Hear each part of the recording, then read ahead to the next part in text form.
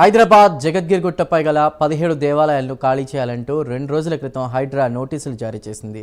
Malkajgiri MP Etela Rajender గుట్టపై ఉన్న దేవాలయాలను సందర్శించారు. తెలంగాణలోని అన్ని జిల్లాలకు సంబంధించిన ప్రజలు గుట్టలో నివసిస్తారని తెలిపారు. వారి విశ్వాసాలకు ప్రతీకగా ఉన్న దేవాలయాలను కూల్చే ప్రయత్నం చేస్తే తీవ్ర పరిణామాలుంటాయని హెచ్చరించారు. ఇప్పటికైనా ప్రభుత్వం పునరాలోచించి దేవాలయాలను కాపాడాలని ఈటెల రాజేందర్ కోరారు.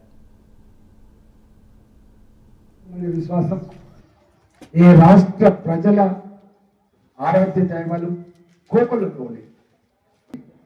న్యాచురల్గానే అన్ని కులాల సమాహారం కాబట్టి యాదవులు ఉండొచ్చు, పద్మశాలు ఉండొచ్చు, గౌడ్స్ ఉన్నారు, ముద్రాజులు ఉన్నారు, ఇక్కడ విశ్వకర్మలు, నార్త్ ఇండియన్స్ ఉన్నారు, వైశ్యులు ఉన్నారు, బ్రాహ్మణులు ఉన్నారు. ఒక్కటి కాదు, పేదలు అడ్డ కులమేమైనా కావచ్చు కానీ అందరూ పేదలు.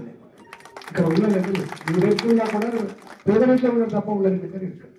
ఇది పేదల విశ్వాసాన్ని నిలబెట్టుకోవాలని చెప్పి ఏం కష్టపడదో 10 లక్షలు, 20 లక్షలు, 50 లక్షలు, కోటి రూపాయలు మన కులంలో కలిగిన వాళ్ళు ఎక్కడైనా బయట ఉంటే వాళ్ళు పోయి భద్రాడుకొని ఇంత చిట్టి చంద రాయించుకొని కట్టుకున్న గుళ్ళు ఇవి.